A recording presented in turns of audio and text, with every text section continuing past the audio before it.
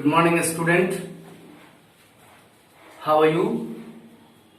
I think, I hope you all are very fine. आपकी पढ़ाई अच्छी चल रही है. आपके होमवर्क्स मैं जांच रहा हूं, देख रहा हूं. प्रयास अच्छी है. बशर्ते इसको कंटिन्यू करना होगा आपको. तो आइए आज हम आपको लिए चलते हैं उसी क्लास की अगली कड़ी में. मैं आपको सेंटेंस पढ़ा रहा था.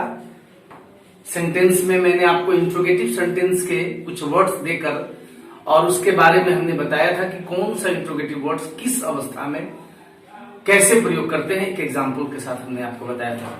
आइए हम उसके ठीक नेक्स्ट वे में चलते हैं. उसके नेक्स्ट रूप में काइंड्स में चलते हैं. इंपेरेटिव सेंटेंस मैंने आपको लिखा राइट डाउन कराया था कि इंपेरेटिव सेंटेंस का मतलब होता है आज्ञा सूचक वाक्य. इंपेरेटिव सेंटेंस का मतलब क्या होता है? आज्ञा सूचक. रियल में है क्या? इंपेरेटिव सेंटेंस के बारे में थोड़ा जानते हैं. When we need to express some order, request, advice and prohibition, we use an imperative sentence. What's the meaning of this line?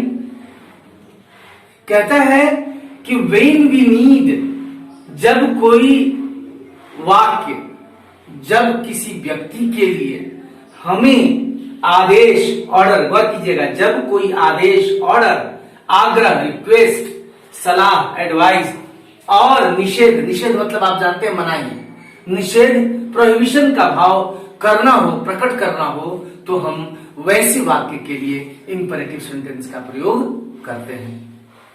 समझ में आ रही बात? चलिए फिर एक बार हम आपको दोहराते हैं.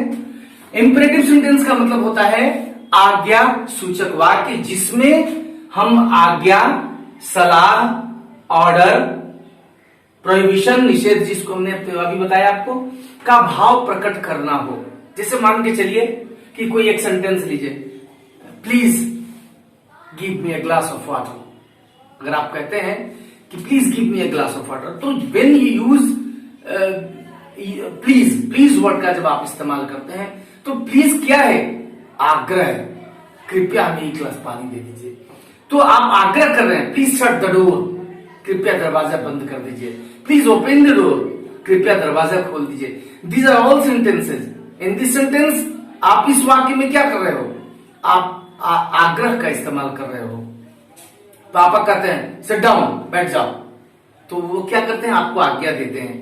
तो इस तरह के वाक्य क्या करते हैं? इंपेरेटिव सेंटेंस से रिलेट करते हैं और इस तरह का वाक्य इंपेरेटिव सेंटेंस से होता है. आई थिंक आपको समझ में आ गया होगा कि इंपेरेटिव सेंटेंस क्या है. मतलब जिस वाक्य के द्वारा आज्ञा, आग्रह, सलाह, निषेध, इन सारे भावों का प्रकट करना हो, इन सारे भावों को प्रकट करना हो, तो हम इंपेरेटिव सेंटेंस का प्रयोग करेंगे.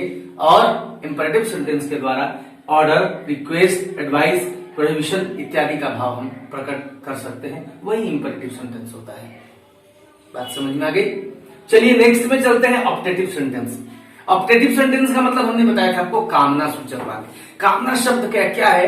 कामना शब्द से आपको समझ में आया होगा. कामना का मतलब होता है इच्छा, किसी के प्रति इच्छा. आशीर्वाद देते हैं, जाओ जुग जुग जियो. अरे तो जुग जुग जीने का मतलब आप क्या दे रहे हो? आप उसको आशीर्वाद दे रहे हो. तुम डॉक्टर बन जाओ, क्या है? आपकी इच्छा है आपकी. ये सारे वाक्य को आप किस कैटेगरी में डालेंगे? इस सारे वाक्य को हम ऑप्टेटिव सेंटेंस में डालते हैं जिसमें कामना सूचक वाक्य कहते हैं. आगे देखते हैं. When we need to express a wish, prayer, curse to someone we use an optative sentence. फिर से देखिए. When we need to express a wish, prayer, curse to someone we use an optative sentence. जब किसी के प्रति शुभकामना, wish, गौर कीजिएगा, शुभकामना का मतलब विश, हमने कहा अभी, प्रार्थना या दुआ, प्रेयर, अभिशाप, कर्ष व्यक्त करना हो, तो हम वैसे के लिए ऑप्टेटिव सेंटेंस का प्रयोग करते हैं. फिर से समझिए. ऑप्टेटिव सेंटेंस का मतलब होता है कामना सूचक वाक्य. जब आप किसी के प्रति कामना, अभिशाप, दुआ, प्रार्थना, इन सारी चीजों को प्रकट करना हो, इन सारी चीजों से जुड़े भाव से जुड़े वाक्य को लिखना हो तो वैसे वाक्य के लिए आपको ऑप्टेटिव सेंटेंस लिखना होगा, और जो आप वैसे भावों को व्यक्त करेंगे जिस वाक्य के द्वारा, वह भाव वह वाक्य क्या होगा, ऑप्टेटिव सेंटेंस का होगा। तो इंपरेटिव सेंटेंस, ऑप्टेटिव सेंटेंस। अगला है एक्सक्लेमेटरी सेंटेंस। तो मैं सोचता हूं कि सबसे पहले आप इसको राइट डाउन कर लीजिए, इंपरेटिव सेंटेंस को और ऑप्टेटिव सेंटेंस को। मैं हिंदी के साथ यहाँ पर लिख दिया हूं ताकि आपको कोई प्रॉब्लम नहीं हो। देखिए यहाँ पर आदेश का ऑर्डर, आग्रह का रिक्वेस्ट, सलाह का एडवाइस, ये सारी चीज, निषेध का प्रोहिबिशन, तो ये सारी चीजें मैंने आपको हिंदी के साथ साथ इंग्लिश भी लिख दिया है ताकि आपको परेशानी नहीं हो और आप इसको अच्छी तरीके से उतारे। देखिए इसमें optative sentence, sorry optative sentence में एग्जाम्पल में मे यू लिव लॉन्ग, तुम लंबे साल तक जियो, तो ये ऑप्टेटिव सेंटेंस का वाक्य है। इस सेंटेंस के द्वारा हम यह दर्शाते हैं कि तुम लंबे साल तक जियो, यह कामना करते हैं आप, तो इसके लिए आप ऑप्टेटिव सेंटेंस का प्रयोग करते हैं। तो चलिए फिर से आप इसको राइट डाउन कीजिए अपनी कॉपी पर गुड राइटिंग में, फिर हम आप इसके बाद हम एक्सक्लेमेटरी सेंटेंस की ओर चलेंगे।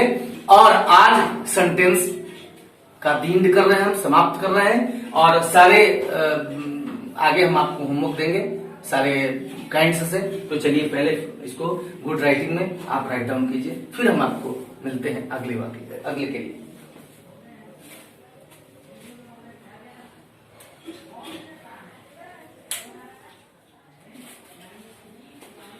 ओके, तो चलिए हम चलते हैं। मैंने कहा आपको कि exclamatory is the last kind of sentence.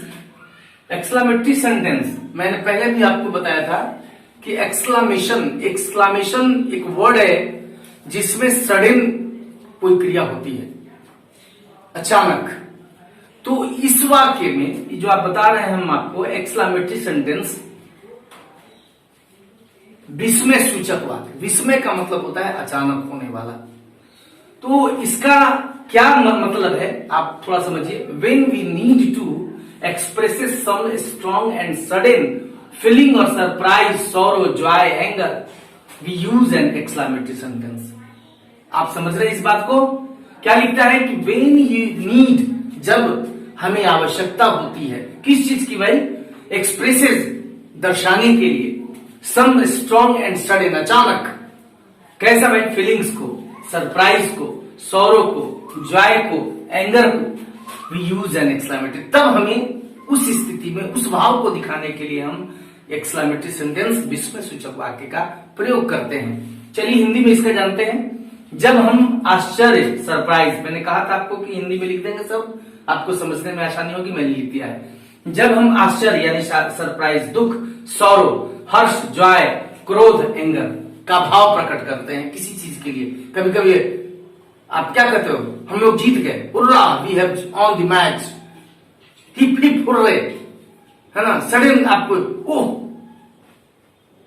तो आप जब इस तरह का सेंटेंस या भाव प्रकट करते हैं तो उस भाव में आपको एक्सक्लेमेटरी सेंटेंस का ही प्रयोग करना होगा, और हम वैसे भाव के लिए एक्सक्लेमेटरी सेंटेंस का प्रयोग करते हैं और सेंटेंस लिखते हैं। फिर से आप देख लीजिए, आप थोड़ा सा गौर कीजिएगा। इसका एग्जांपल हमने दिया है, hurrah, we have won the match. आप जब मैच जीत जाते हो तो मैच भी जीतते कैसे हो, लास्ट क्षण में, अचानक।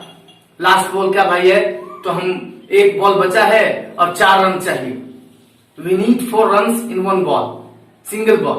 तो एक बॉल में 4 रन के लिए बहुत मेहनत करना पड़ता है, और जैसे ही एक बॉल में छक्का लगा लास्ट में तो आप जीत जाते हैं और उछल कर कहते हो कि हम जीत गए, वो जीत। तो ये एक्सप्रेशन होगा। आप अपने अभिव्यक्ति को, भाव को, अचानक जो होगा आपके साथ, अचानक जो जीते आप, उस भाव को आप क्या कर रहे हैं, व्यक्त कर रहे हैं। तो ऐसे भाव को व्यक्त कर, आप गुस्सा, कभी कभी किसी पर गुस्सा होता है, कस के उसको एडम, तो इस तरीके से जब आप गुस्सा जब ये करते हैं तो आप दुख, हर्ष का, इसमें आप देखिए हर्ष का प्रयोग करते हैं, क्रोध का प्रयोग करते हैं, है ना, सरप्राइज का प्रयोग करते हैं। ऐसे प्रयोग में आप एक्सक्लेमेटरी सेंटेंस का प्रयोग करते हैं। तो एक्सक्लेमेटरी सेंटेंस भी आप समझ गए। अब थोड़ा सा क्या है कि एक्सक्लेमेटरी सेंटेंस को हम लिखते कैसे कैसे। तो पहला है हाउ प्लस एडजेक्टिव, हाउ लगा करके, जैसे हाउ ब्यूटीफुल, कितना सुंदर, वाह।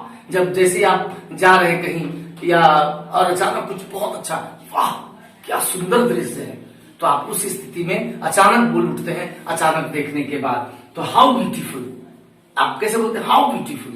आप थोड़ा सा हर्ष व्यक्त करते हैं अपने मन से, भाव से अपने हर्ष खुशी जाहिर करते हैं। और word plus adjective plus noun, what a dashing personality, क्या पर्सनालिटी है।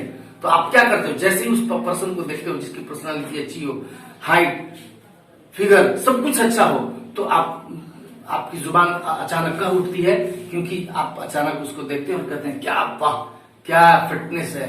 तो इस तरह की स्थिति में आप हाउ प्लस एडजेक्टिव का भी प्रयोग करके एक्सक्लेमेटरी सेंटेंस लिखते हैं, और what plus adjective plus noun लिख करके भी आप एक्सक्लेमेटरी सेंटेंस को लिखते हैं।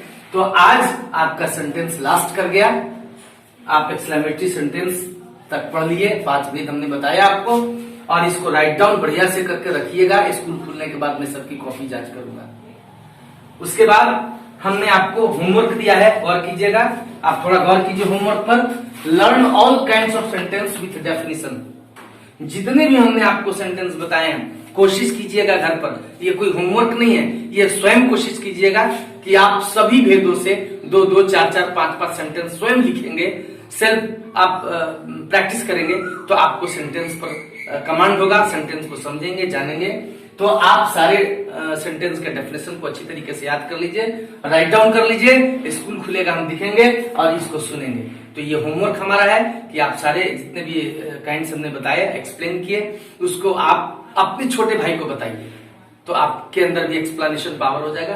तो आज का ये क्लास सेंटेंस खत्म हुआ, और अब हम आपको लेके चलेंगे टेंस की ओर अगले क्लास से। मैं टेंस आपकी इंग्लिश को थोड़ा आसान करना चाहता हूँ, आपके जो हेजिटेशन है इंग्लिश के बारे में उसको थोड़ा आसान करना चाहते हैं। तो हम आपको अब लेके चलेंगे टेंस की ओर, आपको कैसे किसी सेंटेंस को आप ट्रांसलेट कर सकते हैं, हम उसके बारे में आपको बताएंगे।